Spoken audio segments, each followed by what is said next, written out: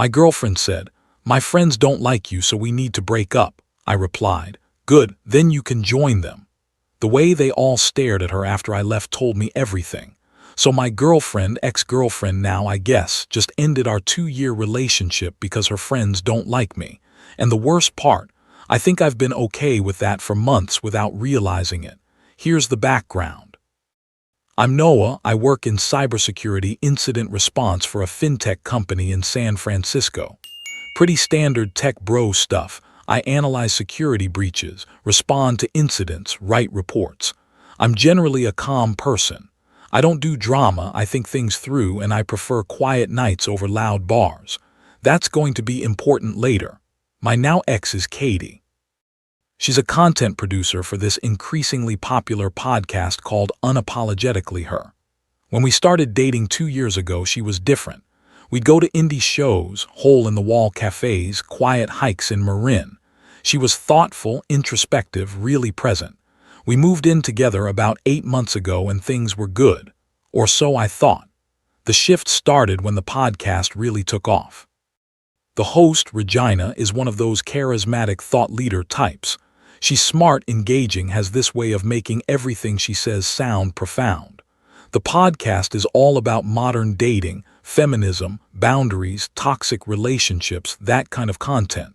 And as it got more popular, I noticed Katie starting to. I don't know how to describe it. Rebrand herself. She got more dramatic, started having stronger opinions about things she used to be neutral on, began talking in these podcast-friendly sound bites. That should have been my first clue. The friend group is tight. There's Regina, the host, Brooke, the editor, Tara works in HR somewhere, and a rotating cast of other women who all live in the Mission or Soma. They're constantly talking about red flags, boundaries, toxic energy. Which, look, I'm all for healthy boundaries. But when every conversation starts sounding like a therapy session mixed with a TED Talk, it gets exhausting. I first met them all at a live podcast recording about 6 months ago. Katie wanted me there for support. The episode was about dating in your 30s or something. After the show, Regina came up to chat. She asked what I do, and when I mentioned cybersecurity, she literally made a face and said, "So you're like corporate surveillance but in a hoodie." The whole group laughed. I tried to laugh it off, but it stung. That night, they all went to this after-party at a bar in the Mission. The whole time, they were doing this thing where they'd tell stories about terrible men they dated or heard about, and I'd try to contribute to the conversation, offer some perspective. Every time I spoke, I'd get these looks, like I was the subject being studied, not part of the group. On the drive home, Katie said, "The girls think you're emotionally unavailable. They said you don't share enough." I was confused because I'd literally spent an hour that night talking about my childhood, my relationship with my parents, work stress. But apparently because I wasn't crying or being vulnerable in the exact way they expected, I was closed off. That became a pattern. Any small disagreement Katie and I had, and I mean small, like should we get Indian or Thai food, would somehow make it onto the podcast. Katie would bring it up to the group, they'd dissect it, and then I'd hear about it third hand through passive-aggressive comments. Regina started calling me data guy on the show, using me as an example of men who try to micromanage your calendar, because I'd suggested we plan a trip in advance instead of last minute. It didn't feel like a relationship anymore. It felt like a case study I hadn't consented to be in. Here's where it gets worse. I'm not a big party person. I don't love crowded bars where you can't hear yourself think, and I'm not into these performative hangouts where everyone's half engaged and half scrolling Instagram. I suggested to Katie a few times that maybe we could do smaller things, dinner parties, game nights, hiking with 1 or 2 couples. She'd agree, but then the friend group would find out and I'd become the controlling boyfriend who was isolating her.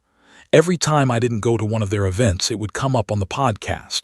If your partner skips girls' nights, that's a red flag. They never said my name, but Katie would come home and be weird with me, like she was apologizing to them on my behalf. I tried to play along. I really did. I brought board games to one of their hangouts. Everyone was on their phones, half playing, half scrolling TikTok.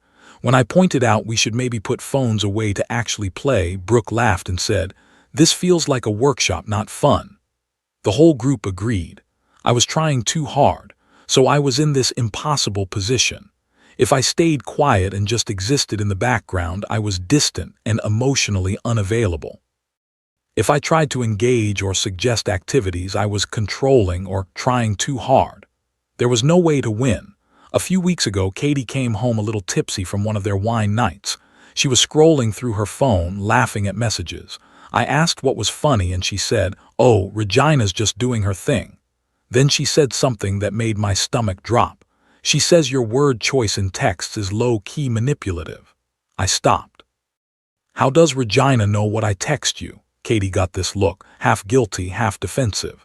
She admitted that Regina had been analyzing our text conversations, not just reading them but breaking them down, pulling out specific phrases I'd used, sharing them in the group chat. Apparently they'd even played my voice messages on speaker to analyze my tone. I'm in cybersecurity. I take privacy seriously. The idea that my private conversations were being dissected by a group of people I barely knew made me feel violated. But when I said that, Katie got defensive. "They're just trying to help me see patterns. You're being paranoid."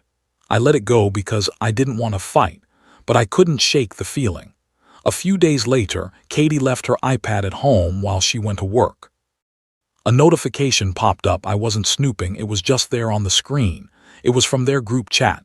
The preview said, "Clip 3, him saying we can do our own thing tonight," classic isolation phrase. Clip 3. They weren't just judging me. They were collecting evidence for a story they'd already decided to tell. I didn't say anything to Katie that day. I needed to think.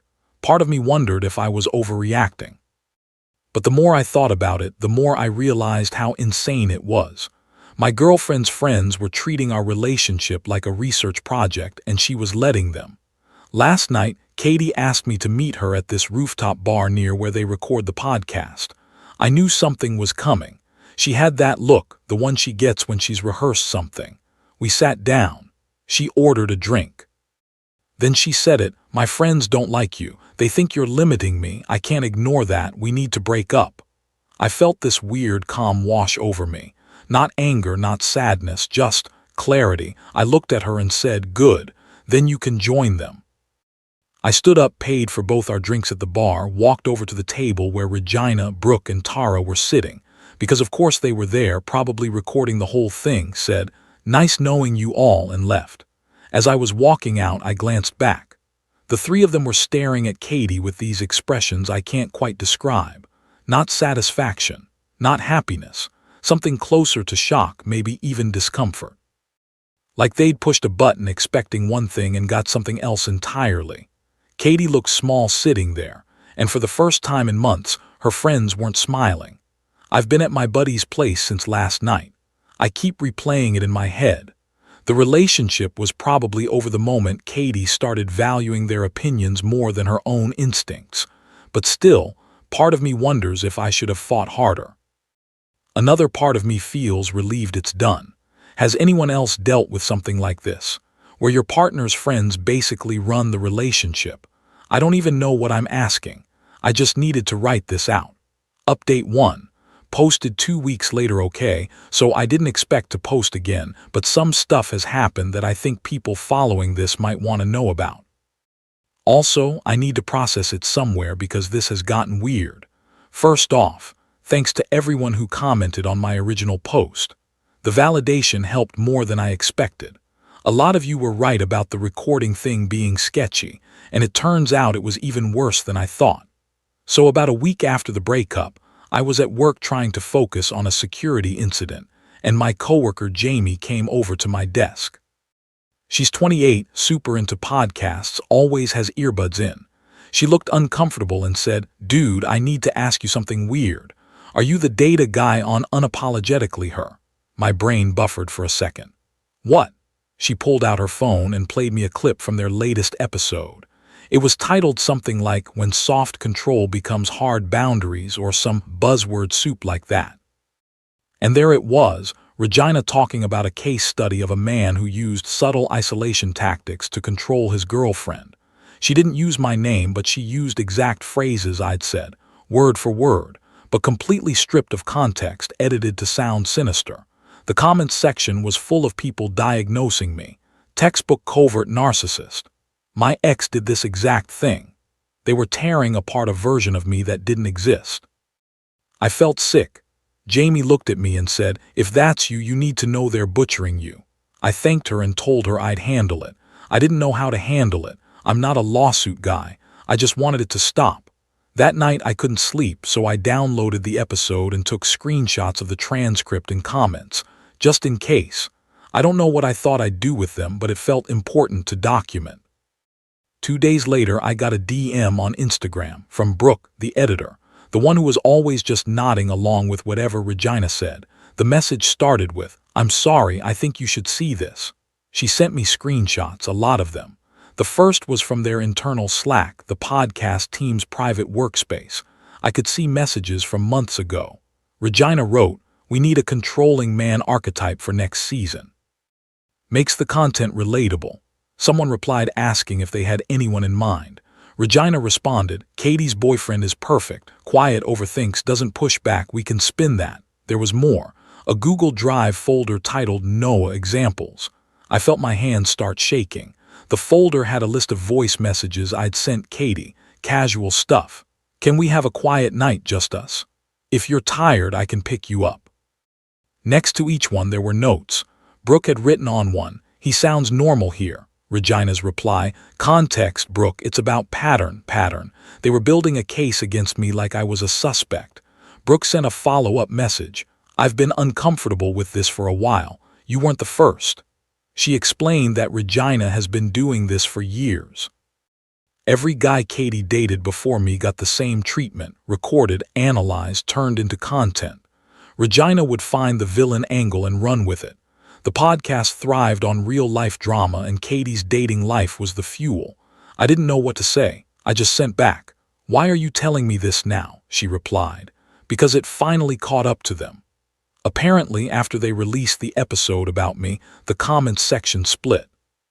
Some people believed Regina completely, but others, people who knew me indirectly or just had better bullshit detectors, started questioning the narrative. "This guy sounds pretty normal. Are we sure we're getting the full story?" A few people pointed out that the podcast never interviewed the men they talked about, which was a pretty big red flag for a show that claimed to be about accountability. One of the podcast's corporate sponsors saw the episode and the comments. They got nervous. If this was defamation, the sponsor could be liable too. They contacted the media company that produces the podcast and asked for an internal review. The review happened fast. HR dug into how the content was sourced. They found the Drive folder. They found the Slack messages. They found evidence that the team had been recording people, not just me, but other men in the extended friend group without their knowledge and using it for content. That's illegal in California, like seriously illegal. Katie got called into HR. She wasn't the host, but she was directly involved.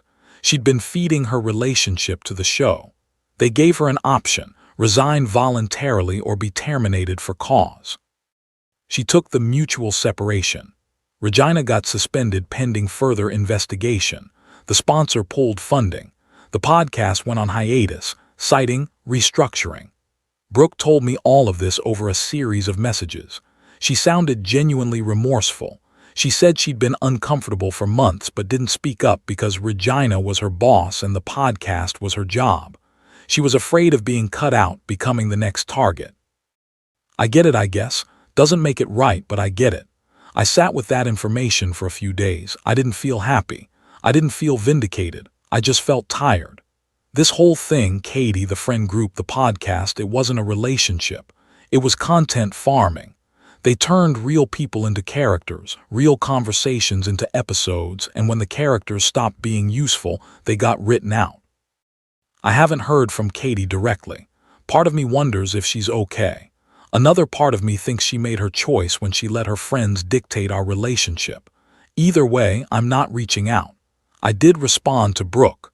I told her I appreciated her coming forward, even if it was late. She said she's looking for other work. Regina's reputation in the SF media scene is tanking, and Brooke doesn't want to go down with the ship. Someone in the comments on my original post said, "The trash took itself out." I didn't fully believe it then. I think I do now. Edit. A lot of people are asking if I'm going to sue. Honest answer, I don't know. I talked to a lawyer friend who said I probably have a case for invasion of privacy, maybe defamation if I could prove damages. But litigation is expensive, time-consuming, and emotionally draining. Right now, I just want to move on. The podcast is dead in the water anyway. That feels like enough. Update 2. I wasn't planning on posting again, but the last few weeks have been a lot. So here we are. Buckle up because this gets messier before it gets better. About 2 weeks ago, I got a text from Katie. Just, "Can we talk? I owe you an apology. Coffee." I didn't respond right away. Part of me wanted closure, another part thought it was a terrible idea. I did agree eventually. We met at this cafe in Hayes Valley that we used to go to back when things were good. She looked rough, tired, like she hadn't been sleeping well. We sat down, and before I could even say anything, she started, "I'm so sorry. I need you to know that." She told me she'd been going to therapy. She'd been forced to confront a lot of stuff, about herself, about Regina, about how she'd let her entire sense of reality get filtered through other people's opinions. She said when the podcast fell apart and she lost her job, she didn't just lose income. She lost her identity. The friend group fractured. No one was talking to Regina. Brooke and Tara were distant. The whole ecosystem that had defined Katie's life for years just collapsed. She admitted that at first she'd been happy with me, really happy, but Regina kept saying things like, "He's dulling your edge, and you're more interesting when you're angry." Every time Katie would tell a story about us having a nice, quiet weekend, Regina would find a way to reframe it as a warning sign. That's isolation. That's control. And because Regina was so confident, so articulate, Katie started believing it. I pulled out my phone and showed her the screenshots Brooke had sent me. Katie's face went pale. She said Regina had told her they were just taking notes for the show, nothing invasive. She had no idea there was a full folder dedicated to breaking me down. There was this long silence. Then she said, "I didn't lose you because of who you are. I lost you because I needed an audience more than I needed a partner." It hit me then how sad the whole thing was. Katie wasn't a villain. She was just someone who got so caught up in validation from the podcast, from Regina, from the online audience that she forgot how to trust her own judgment. I told her I appreciated the apology but that we couldn't go back. Too much had happened. She nodded. She'd expected that. We finished our coffee and parted ways. I thought that was the end of it. I really did. Then about a week ago, I got another message from Brooke. This time the message just said, "You need to see this. I don't even know what to say." She sent me screenshots again, but these were different.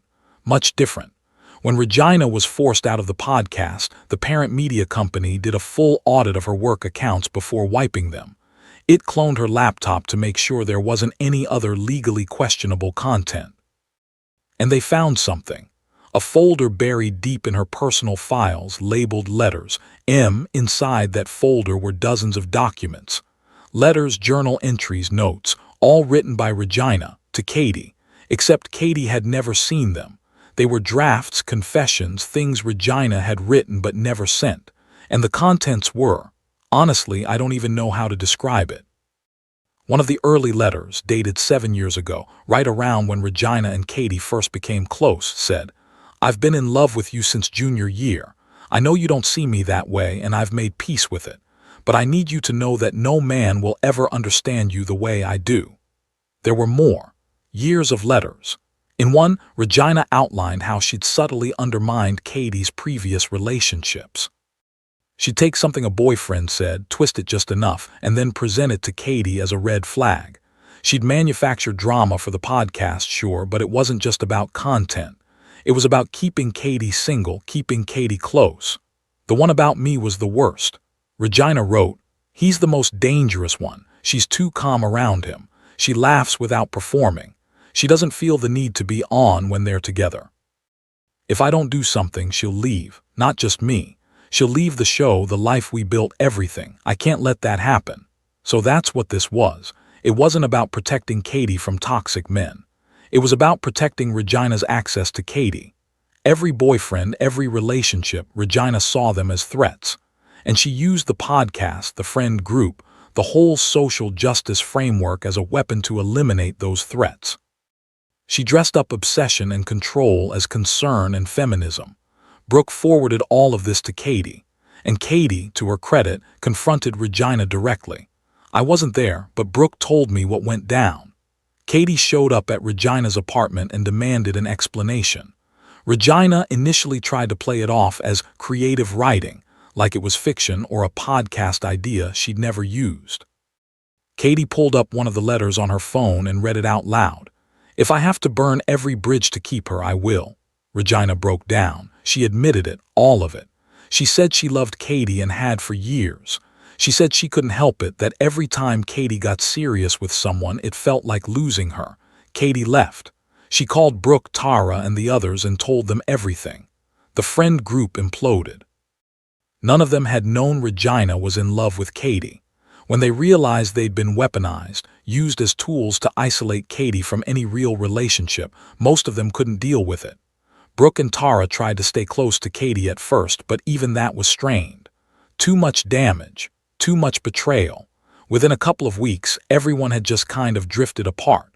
So now Katie's lost me, her job, and her entire friend group. And she's having to confront the fact that for almost a decade, her closest friend was manipulating her, sabotaging her relationships, and using a progressive, feminist podcast as cover. It's honestly one of the bleakest things I've ever heard.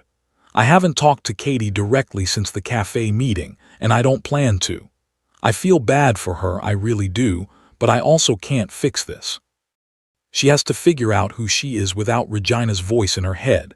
That's not my job. As for me, I'm doing okay. I moved to a different apartment closer to where I work. I'm hiking more, spending time with actual friends who don't analyze my word choice like I'm a suspect in a crime. I even went on a date last weekend. Nothing serious, just coffee. But it felt good to talk to someone who didn't have an agenda. I keep thinking about that night at the rooftop bar when Katie said her friends didn't like me. At the time, it felt like a betrayal. Now I see it differently. Her friends didn't like me because I was pulling her away from the narrative they needed. I wasn't a bad boyfriend. I was just bad for their content.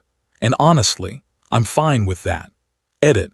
Holy shit, the response to this update. A few clarifications. Yes, Regina's behavior is absolutely stalker-level obsessive. Some of you suggested Katie should get a restraining order. I don't know if she has, but I hope she's protecting herself. To the people asking if I'll ever talk to Katie again, probably not. I wish her well, but we're done. Final update. Hey everyone. It's been almost 9 months since my first post. I honestly thought my last update would be the end of this, but some things have happened recently, and a few of you have been messaging me asking if I'm still alive. Yes, so here's where things are now. I'll try to keep this shorter than the others. First, the big news. About 3 weeks ago, I got an email from Katie. Subject line, no need to respond, just needed to say this. I almost deleted it without reading, but curiosity got the better of me. It was long, really long. She told me she'd left San Francisco entirely. She moved to Portland about 5 months ago, is working freelance social media for small local businesses, nothing big, nothing public-facing. She said she's been in therapy twice a week and cut off all contact with Regina. Completely. Blocked on everything. The restraining order came after Regina completely spiraled. After Katie confronted her about the letters, Regina started showing up places. At Katie's apartment building at 2 a.m. At the coffee shop where Katie did her freelance work. She sent hundreds of texts from different numbers after being blocked. The breaking point was when Regina drove 6 hours to Katie's parents' house in Sacramento, showed up crying, saying she just needed to make Katie understand. They were meant to be together.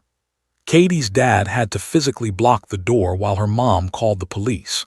The restraining order was granted immediately given the documented pattern of escalation, though the email was mostly her taking accountability.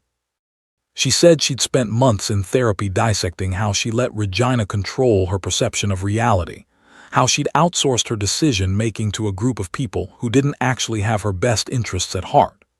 She admitted that when we were together, she'd been happy, genuinely happy, but she kept questioning it because Regina told her happiness without struggle wasn't authentic.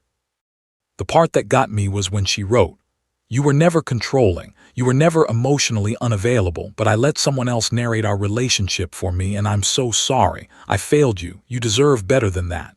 She said she wasn't asking me to forgive her or to respond. She just needed me to know she understood finally what she'd done. I read it twice. Then I showed it to Alina. "Oh, right, Alina. That's the other big update. About 4 months ago, I met someone. Her name's Alina. She's a product designer, lives in my building. We kept running into each other in the gym, awkward head nods, polite hey s. One day she asked if I wanted to grab coffee after a workout and I said yes. No expectations, just coffee. We've been dating for 3 months now. I don't know how to describe it. Easy. She has friends, a full life, hobbies, but none of it involves turning her personal life into content. When I told her in very vague terms about what happened with Katie, she just said, "That sounds exhausting. I'm here now. Let's build something that's just ours." We cook together. We go hiking. We have movie nights where we actually watch the movie instead of scrolling phones. I know that sounds boring to some people, but after everything that happened, boring feels like a gift. I'm not walking on eggshells wondering if something I say will end up dissected in a group chat. I'm not being graded on my emotional availability. I'm just existing, with someone who likes me as I am. Last weekend, we drove down to Big Sur for the weekend. No agenda, no itinerary, just us and the ocean. Alina took a photo of me on the cliffs and said, "You look different than when we first met, lighter." I realized she was right. I do feel lighter. I didn't notice the weight I'd been carrying until it was gone. As for the Katie email, I did respond eventually. I kept it short. "Thank you for this. I'm glad you're in a better place. I wish you well." That was it. I didn't reopen the door, didn't invite further conversation. Alina read it before I sent it and just nodded. Sounds like she's finally in a place where she can face herself. That's good for her. I haven't heard back. I don't expect to. That chapter's closed. So what happened to everyone else? Brooke messaged me a few months ago. She found a new job editing for a true crime podcast, completely unrelated to the lifestyle dating space. She said she's done with that world. Regina tried to relaunch the podcast under a new name, but it didn't gain traction. Word got around about what happened. Sponsors won't touch her. Last I heard, she'd moved back to her hometown somewhere in the Midwest.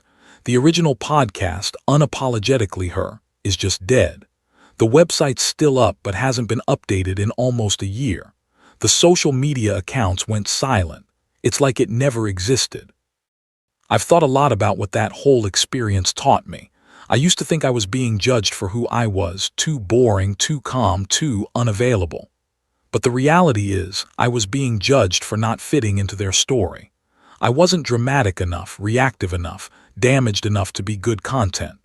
And when I didn't play the role they'd cast me in, they tried to force me into it. Here's the thing, though. The qualities they labeled as problems, being calm, thinking before reacting, preferring depth over performance, those are the things that make my relationship with Alina work. She doesn't need me to be a character. She doesn't need our fights to have narrative arcs. She just needs me to show up and be present. I'm in a good place now. Better than good.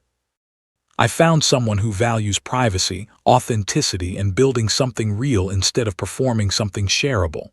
I don't need validation from Reddit or anywhere else. I just needed to write this last bit down, close the loop, and move forward. Thanks for following along, everyone. I'm logging off this throwaway for good. Take care of yourselves.